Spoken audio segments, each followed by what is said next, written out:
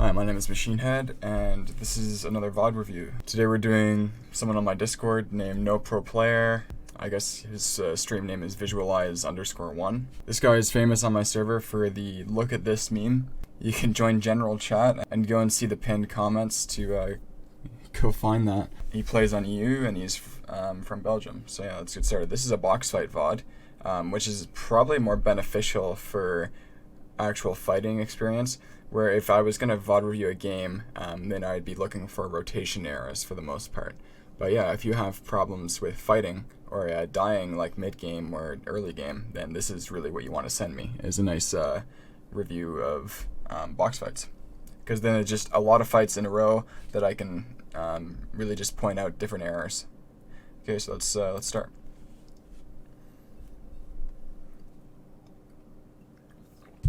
Right here, you can actually, you don't want to place a wall right away. You want to try and place a floor and get more ground. You can see that's what they did. Right away, you should have just covered your back there right away instead of getting the wall in front of you. When you open that edit, I know that's your wall, but really you want to open a peak. Right here, you have a nice good peak here. Here you don't, and you open the wall up again and expose yourself with a weapon swap delay. So yeah, when somebody's coming at you, you want to avoid the weapon swap delay and getting shot back right away by opening a peak first. Right here, you're a little bit too exposed, but that's fine. A little bit too exposed in the window. You can actually go and get back here a little bit, or get back to the left a bit and leave or cover more yourself. Right now, there's a free opportunity for you to actually go and take all of the builds on the corner.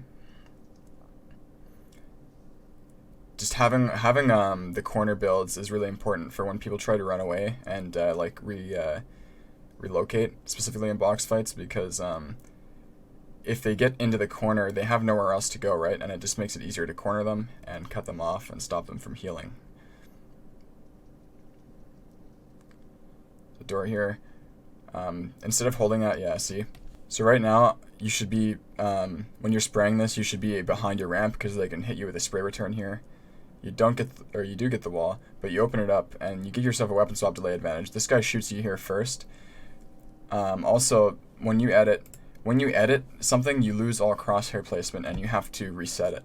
So what happened is you opened up that edit. We can see it really well in slow motion here. You open up the edit. Look where your crosshair is right now. It's not even near him because you have to do the edit motion. This is a big problem with edit on release, because you cannot get crosshair placement without moving over another tile and possibly selecting it when you don't want to. So yeah, with edit on release, you have to make sure that you just get in the habit of always editing in positions where you're behind cover or something. Okay, let's go and put this back up to normal speed. So yeah, first of all, you lost all crosshair placement. You open up the edit and had a weapon swap delay. That just kind of ended up in you actually missing and your opponent shooting first. This was a nice little pinch in the corner.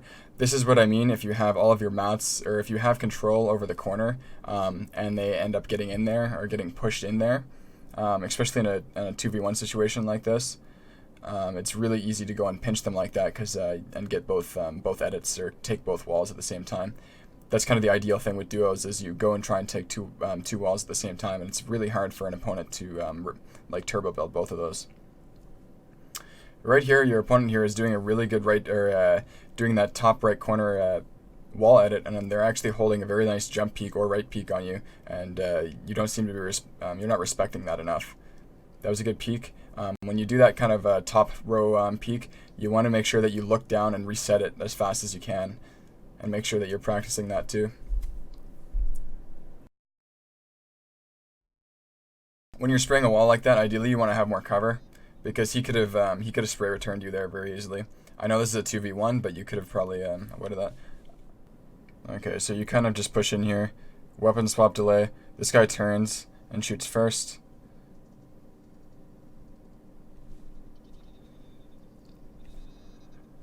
I gotta turn this volume down.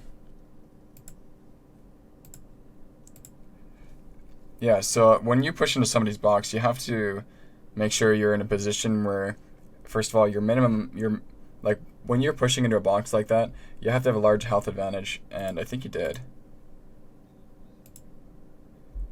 No, you didn't. So, when you push into a box like that, you have to have a large enough health advantage to where, actually I'm going to pause this because there's something else I want to comment.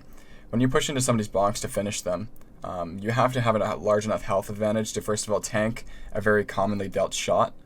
So the problem is a commonly dealt shot with the purple pump is 200. So that's why it's never safe to push into somebody's box in this. There's always the chance that you're going to get one pumped. But yeah, I would say a better health to actually push into a box in this to where you're not going to get one-shotted a lot. It's probably about 180 or 185, because just like 185 is not a common number to hit with the purple pump. For whatever reason, I see 180 hit a lot. It's either 180 or 200. I don't think I hit 190 very often. Next, right now, you're reviving your teammate. That's good. But whenever you're stuck into some sort of animation like this, or where you cannot move your camera, or like taking a heal or anything, always have 2 layers of cover in front of you.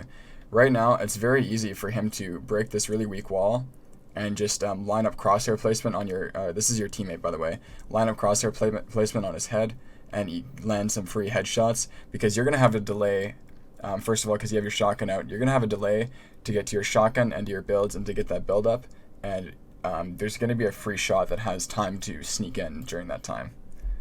So yeah, I would have just quickly edited this cone up or had a ramp. I don't know if the cone was yours or not. But yeah, and that's basically what happened is that wall was weak and the cone was not enough, or like the cone was not enough cover to block damage. So right here, you should not be like exposed. But it's actually, I actually like that you I don't know, you probably can't hear this in the VOD, but I like that you were communicating to your teammate of what he was doing. That was actually good. I kind of like that. But you want to, when you're down, you want to go and delay the finish as long as possible. Just because you don't want to give your opponent that health back. Here again, you're putting yourself in a weapon swap delay disadvantage by opening the edit wide up. You should always be using peeks. Right here, you left peeked him, and when you left peek, you have to either jump or do some sort of maneuver while you do it. That was a nice shot. Yeah, when you left peek, you should always jump out or do some sort of other maneuver. Otherwise, there's no real advantage. You just kind of give them too much time to shoot you because you walk out too slow before your gun can actually shoot.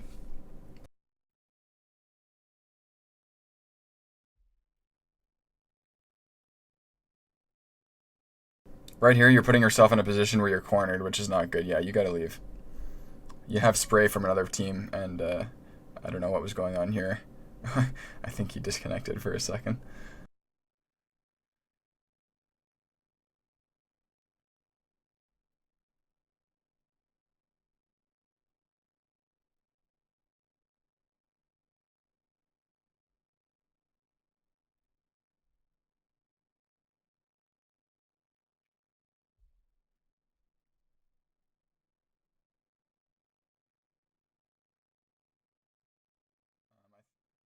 Right there, you should have been behind your ramp a little bit more. I think you're just kind of exposed. You just got to get this rule inside your head that your goal is to kind of like expose yourself the least amount possible, while still being able to shoot, or while still being able to have some sort of line of sight with your third-person camera. Because you can get a lot of vision without exposing yourself at all in Fortnite just because of the third person. Okay, so you open this up, which is not a bad position to be in. That is a bad position to be in.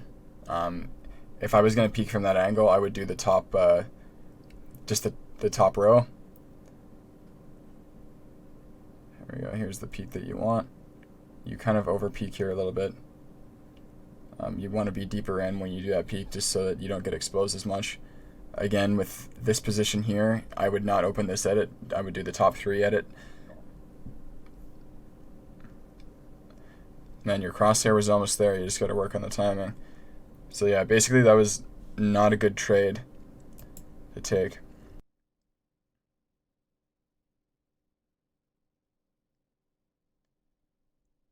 Actually, I can tell what that is. So right here, that circle when you shoot, what that circle is that's you clicking too hard. Um, Basically, when you have to work on when you click, not to actually click with all your force and just to really control, use the least amount of energy possible.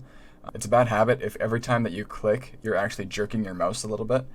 It can really hold you back with your timing because your timing is never going to be perfect just because there's always that little like jitter every time you click, and that's the most important part of shooting is the actual click timing, right? Or at least for shotguns. Um, yeah, so maybe don't click as hard. I can't tell if that's exactly what's happening, but it's just an assumption. Anyways, so right here you lose the trade because you didn't really have any advantage with this guy. You kind of just saw him there, and you pushed for the shot, and unfortunately you missed.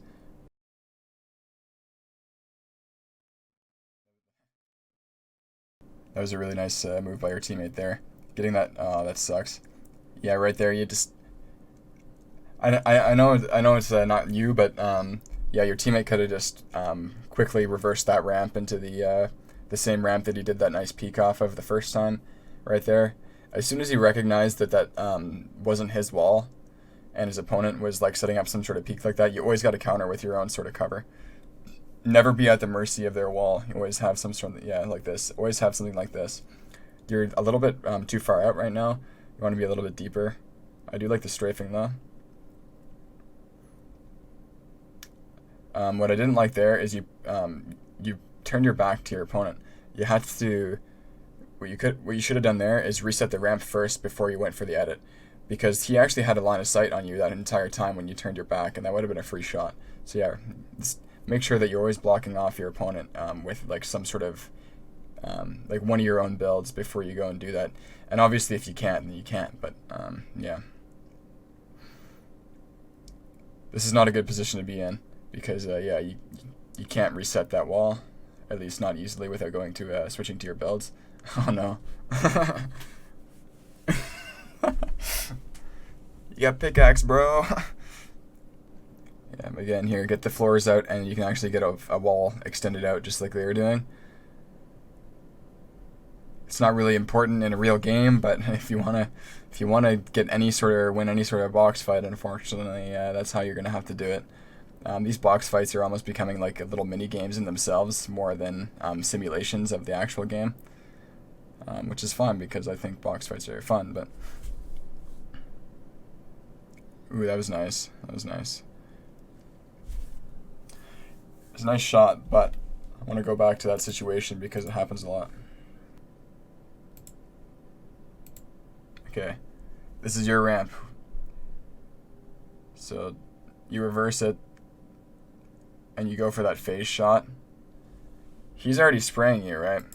That's not going to really do much. I actually show a trick in my weapon swap delay video. So yeah, let's go back to where you can actually see you editing the ramp. I think you're going to do it right here anyway.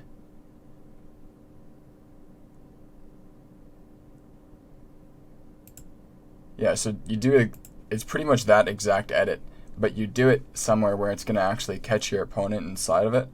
And what that's going to do is it's either going to phase them to where they can't see you, and then you can get a free shot, or it's going to phase them, well, not phase them, but it's going to push them up into like the funnel kind of part of that half ramp, and it actually gives you a free jump peak and blocks their line of sight. It makes it really hard for them to shoot you, basically.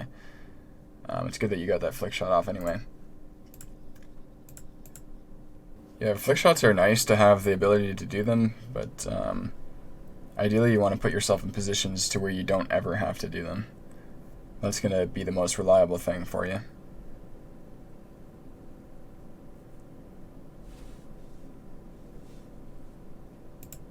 I just want to show something that you did good here.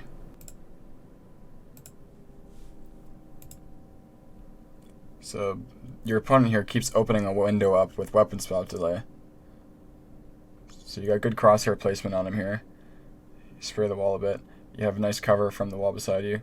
Boom, swap delay, hit him, and then built before he could. Boom, swap delay. you got him both on the swap delay. He was opening the window without using a peek first, and that was great that you're just able to hold that crosshair placement and take advantage of that.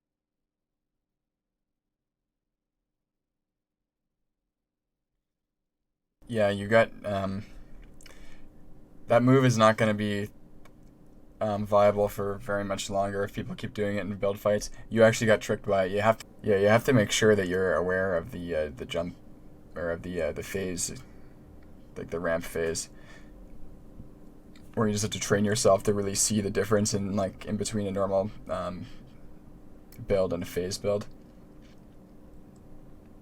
This is good here. Always go for the spray when they're healing because, especially when they don't have a secondary build in between. Right now, I would just reload your AR. You gotta reload your AR. Okay, good. No, do it. I'm gonna freak. Okay.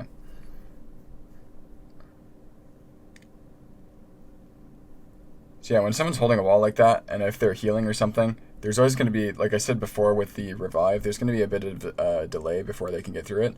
That's good. You hit them with the through the phase. See, that's what I'm saying. That phase thing is not going to be viable for very much longer. It doesn't really set up an advantage for either person. It's just kind of like almost like setting up a different type of 50-50. It's like who's gonna recognize it or who's gonna shoot first, really. If you're holding perfect crosshair placement and somebody does that, you should always have that instinctive reaction to shoot back at that.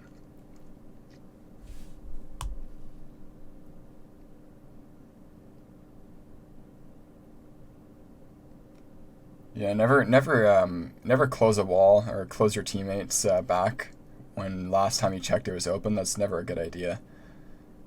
Or at least warn them when you do it, especially in game. That's good that you left that open.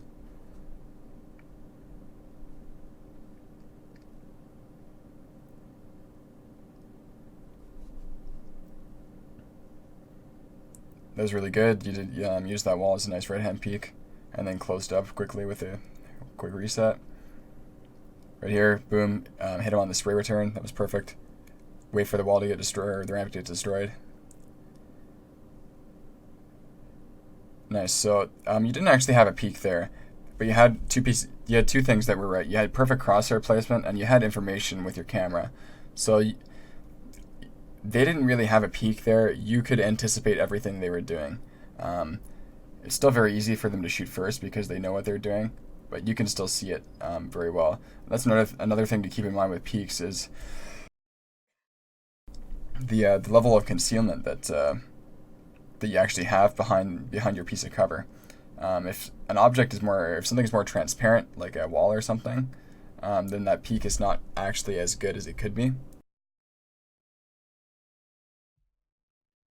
Or like I said with the falling peak, there's a nice little right-hand peek with the window. Or like I said with the falling peak,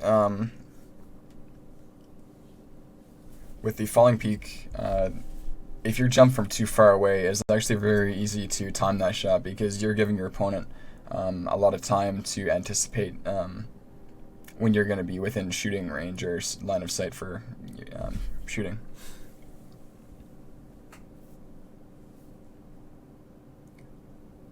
Ooh, that was actually really good. Escaping to the bottom. The spray with the AR was not great. He actually got hit with spray return there.